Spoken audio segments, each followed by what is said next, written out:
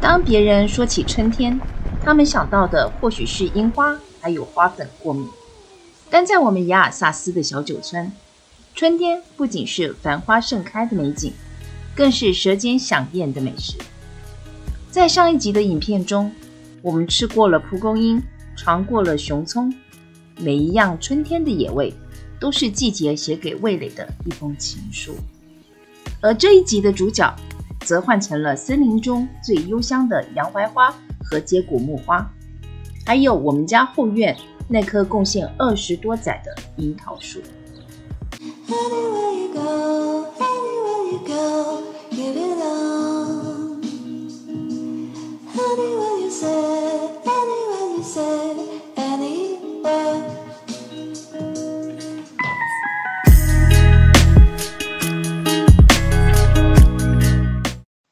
欢迎来到马琳达玩法。我住在法国雅尔萨斯，一个只有300位村民的小酒村。每天和葡萄园、森林还有季节的味道为邻。我经营一家名叫佳酿的葡萄园民宿，在这里我用文字、光影和日常慢慢酿出人生的滋味，也等待下一个自然送来的小惊喜。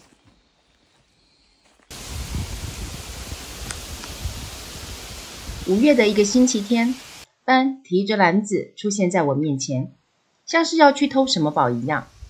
我心神领会，跟着他走上车，沿着葡萄园边缘的小径进了林子。一踏进森林里，我们的鼻子就像自动开启了寻香模式，空气里那股淡淡的芳香会牵着我们走进森林里。走不了几步，就会遇见森林好闺蜜的洋槐花和接骨木花。它们是春天森林里最香也是最梦幻的白色花仙子。首先，高耸入云的洋槐树出现在眼前，那饱满的白色洋槐花串垂挂下来，好像一串串挂在树上的吊饰。我凑近鼻子闻，瞬间被洋槐花的香气所吸引了。那味道带有微微的蜜香，却是甜而不腻，还有点刚洗完澡头发还没吹干的发香。总之就是甜、干净、舒服。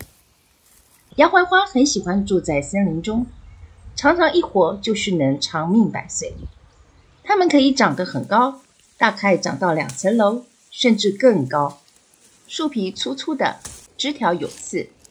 每年5月就是洋槐花最美的时候，一串一串盛开的白花随风摇曳，一阵一阵飘来的香气轻驰神扬。那画面和香气真的和你想象的梦境一模一样。但我们跑到森林里，当然不只是来闻香那样的附庸风雅。我们来这里是因为洋槐花很实用。对，它不只是香，也很好吃。它可以拿去炸，变成炸花甜不辣，也可以泡茶，可以酿酒，也可以做成糖渍花瓣，甚至有人拿来泡澡。所以玫瑰花泡澡算什么？泡一次洋槐花澡，保证让你的心情非常好。还有蜜蜂也很爱洋槐花的香气，那超级有名又香甜的洋槐花蜜，晶晶亮亮，香香滑滑的，就是来自于它。相对于纤细优雅的洋槐花，她的好闺蜜接骨木花呢，却像是一只张开的白色大伞，也像顶着一个爆炸头的大姐，姿态狂野又奔放，你一眼就能认出她。你可能会问，为什么叫这么怪的中文名字？那是因为它的茎很轻又中空，以前人们用它做成吹管，也有人拿来治骨折、驱邪气，所以才叫做接骨木。不过接骨木花的香气可要热情多了，它洁白、温暖、奔放，是森林里最爱开趴的花，不像洋槐花那么轻柔、小家碧玉的。它的味道虽然比较强烈点，但却不是会刺鼻的那种，反而是那种甜中带花香、香里带果气的芬芳。在这里有很多人拿它来做糖浆，或是加进气泡水里，就是欧洲夏天的特调饮品。也有人拿来和洋槐花一样，酿酒、泡茶或是做成果酱。在欧洲，洋槐花和接骨木花总是一起出现。它们不只是花期差不多，连住的地方也很接近。那是因为它们都喜欢半阳光、半遮阴的地方。你如果问森林里哪2朵花最亲近，那答案一定是洋槐花和接骨木花。当然，这对森林好闺蜜也逃不出班的手掌心。它们不是拿来当瓶中花，而是当作盘中参。没错，这些花不只是长得美丽，它们还很可口，能直接吃进肚子里。而最简单也最普遍的方法就是炸来吃，就像日本的炸物那样，裹粉油炸。亚尔萨斯的村民早就掌握了这项森林超能力。春天来了，就是要炸花来吃。很多人也会相约共度一场花之盛宴。炸花甜不辣的制作方法很简单，就是混合面粉、蛋和牛奶，制作成面糊，再把洋槐花和接骨木花一串一串地裹上粉去，然后放进滚烫的油锅里炸。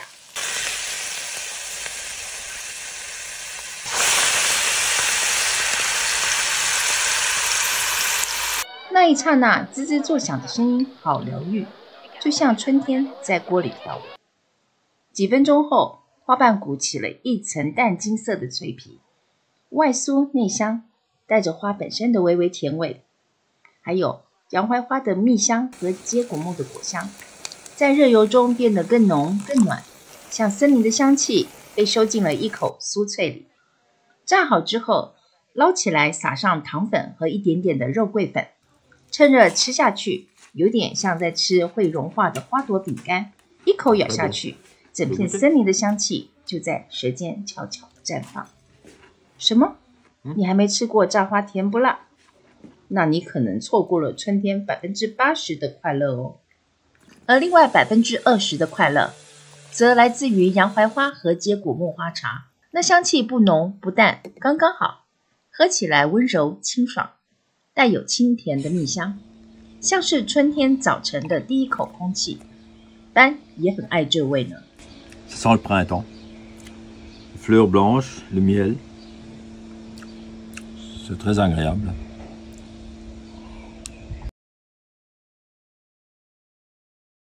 每当春天来临时，我总会去看后院的樱桃树开花了没。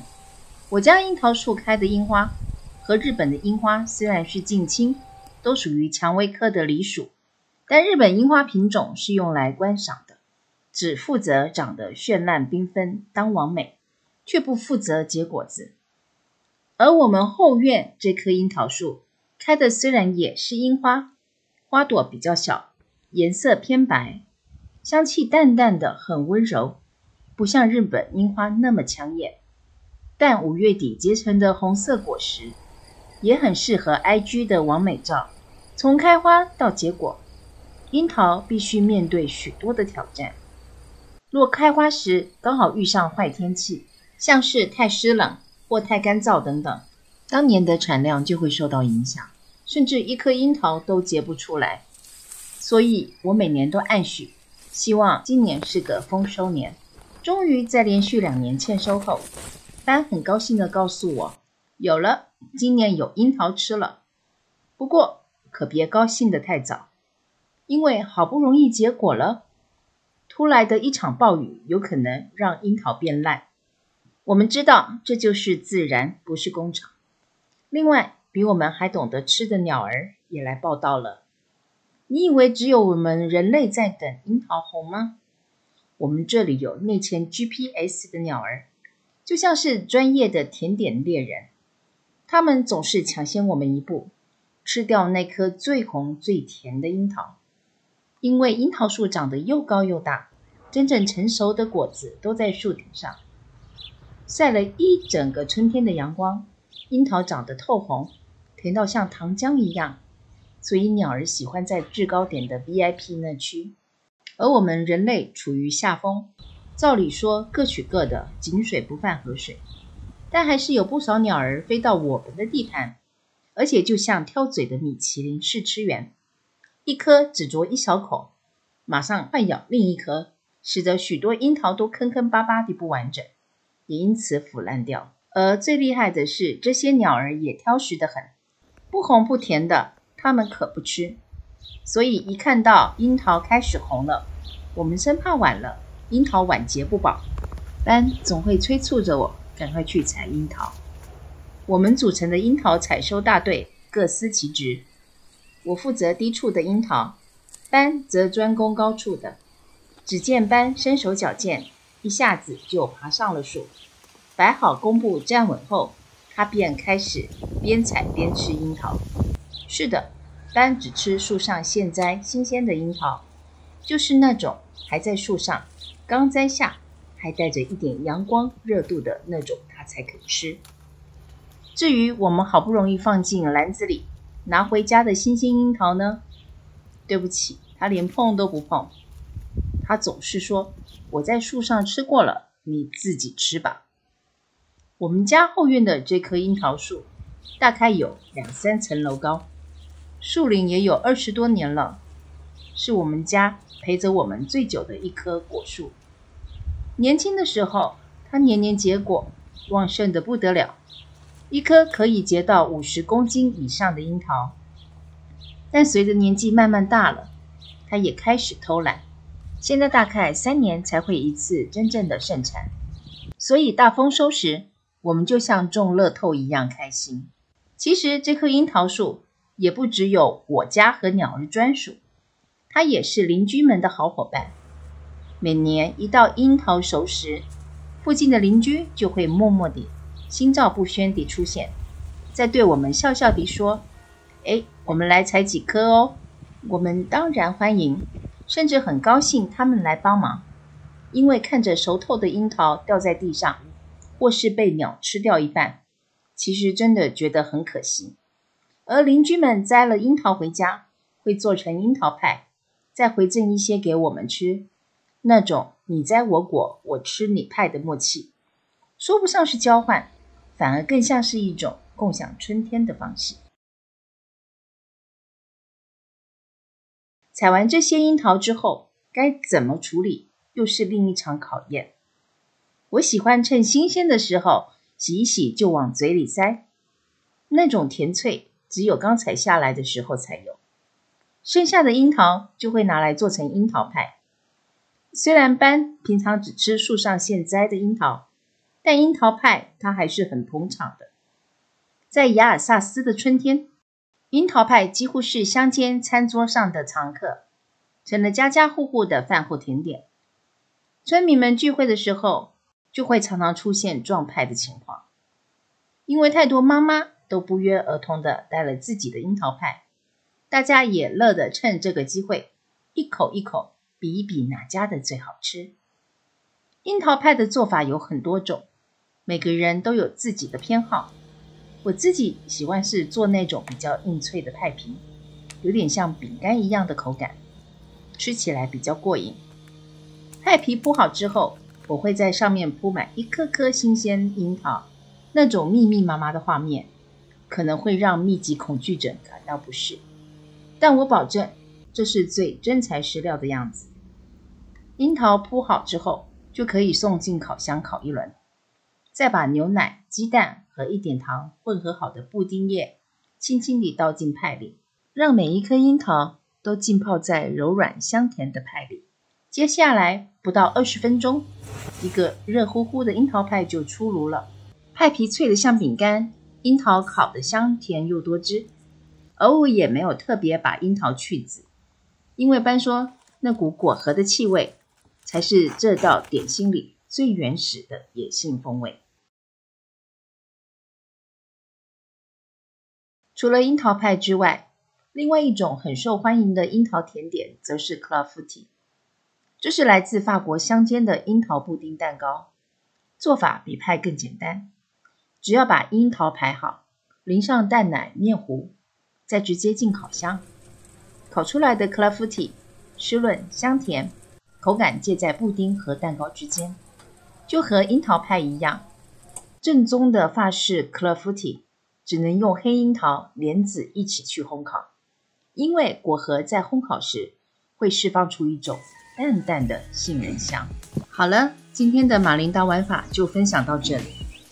我们的春天从开花开始，到结果后结束。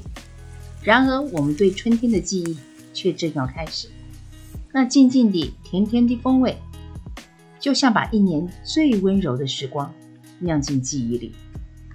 如果你也想跟我一起探访法国酒乡的日常生活，欢迎订阅我的频道，开启小铃铛，也别忘了留言跟我分享。你曾经吃过花吗？你曾经直接采果现吃吗？我们下回见，阿比安德。